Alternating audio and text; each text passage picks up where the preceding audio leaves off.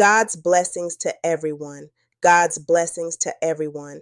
This is a DGHradio.com news and information news update for the United States Virgin Islands. I'm your reporter, DKS. Today is Saturday, October 4th, 2025. Let's get you caught up. First, a big arrival in Crown Bay. The U.S. Navy's WASP-class amphibious assault ship USS Iwo Jima is in port for shore leave. Territorial officials say roughly 2,200 sailors and Marines are getting a short break on St. Thomas. These stops aren't just photo ops, they bring quick, concentrated spending for taxis, restaurants, tours, and waterfront retailers, and they give local agencies a real-world drill on berthing logistics and public safety. For residents and visitors, expect more uniforms around Charlotte, Amalie, and Crown Bay this weekend, and be patient with any traffic control near the terminal. Liberty calls are brief, but the goodwill and dollars tend to linger after the ship sails. Turning to government, the FY 2026 budget is signed. Governor Albert Bryan Jr. approved the core spending package covering the fiscal year that began October 1st and vetoed two judiciary-related measures.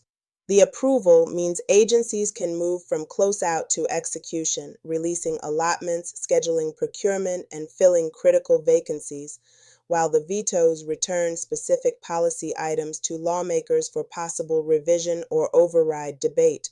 The practical impact for the public will show up as departments publish calendars for programs, roadwork, school support, and capital projects. As always, mid-year adjustments are possible if revenues underperform or federal rules shift. But for now, the budget gives agencies a roadmap to keep classrooms open, clinics operating, and public safety funded. Workforce and economic resilience were front and center this week across the islands. On St. John, the final day of the Governor's Workforce Summit focused on how technology and continuous upskilling can future-proof local jobs. Speakers stressed that digital literacy, everything from secure online payments to collaboration tools, is no longer optional.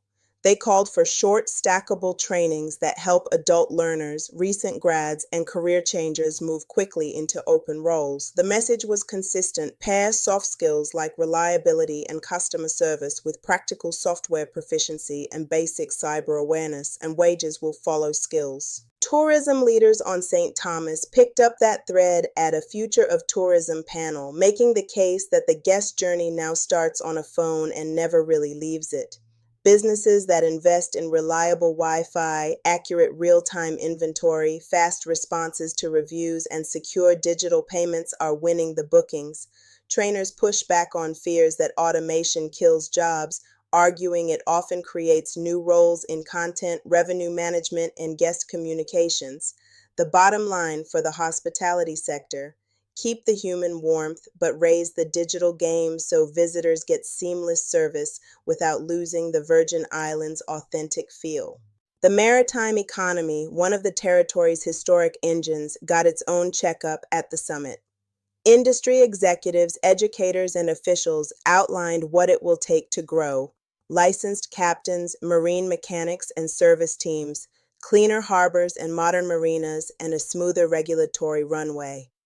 Panelists said predictable rules and targeted infrastructure can keep more boats home-ported here, anchoring year-round jobs for mechanics, provisioners, and marina staff.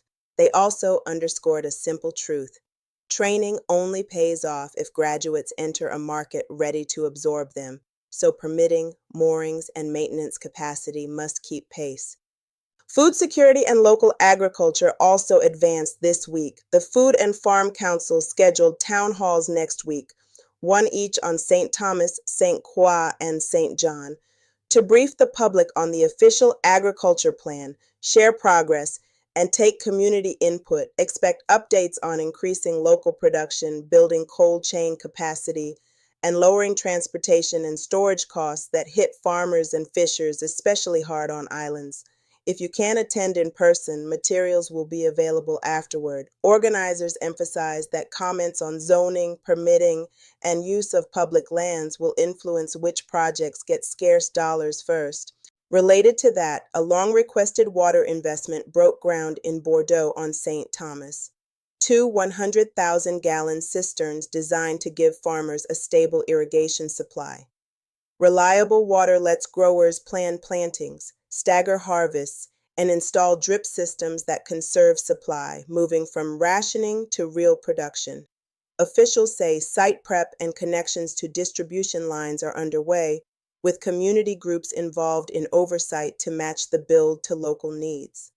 Success will be measured not just in gallons stored, but in more consistent produce reaching markets, school cafeterias, and households. On the waterfront business front, charter boat dynamics remain in flux. New fee structures across the channel have helped pull some vessels to the British Virgin Islands, and industry voices warn that each boat that relocates erodes local jobs and provisioning.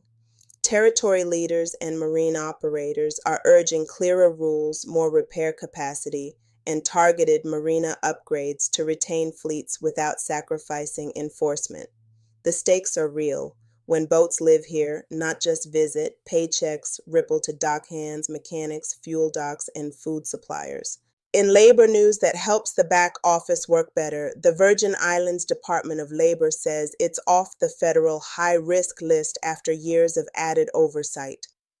Shedding that label doesn't mean more money by itself, but it can reduce paperwork frictions, speed grant approvals, and free staff to focus on delivery instead of corrective actions.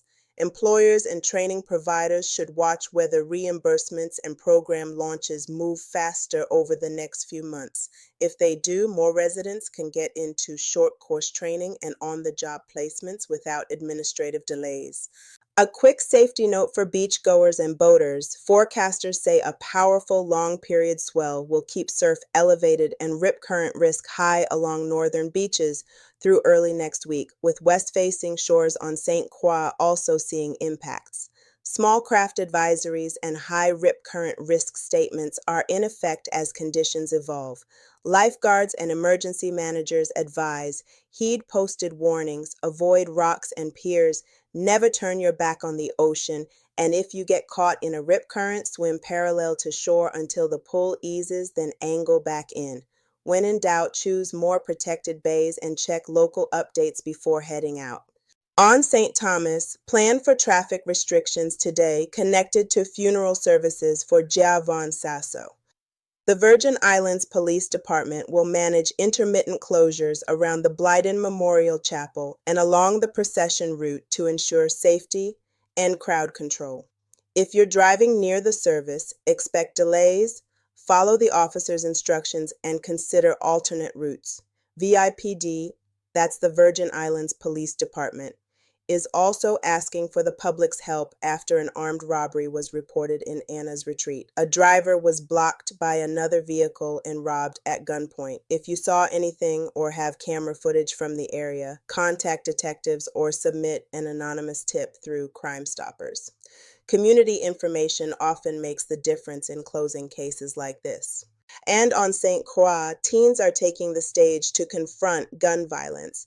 Students from the St. Croix Educational Complex and Good Hope Country Day School will perform 6 original 10-minute plays as part of the national Enough Plays to End Gun Violence project. The show is set for Monday evening at the SCEC Auditorium and includes a post-performance community circle. Admission is free, with donations supporting local arts, education, and related film projects. It's a reminder that the arts are not just entertainment, they're a way for young people to process trauma and spark conversation. Before we close, a quick community calendar note for farmers and food advocates.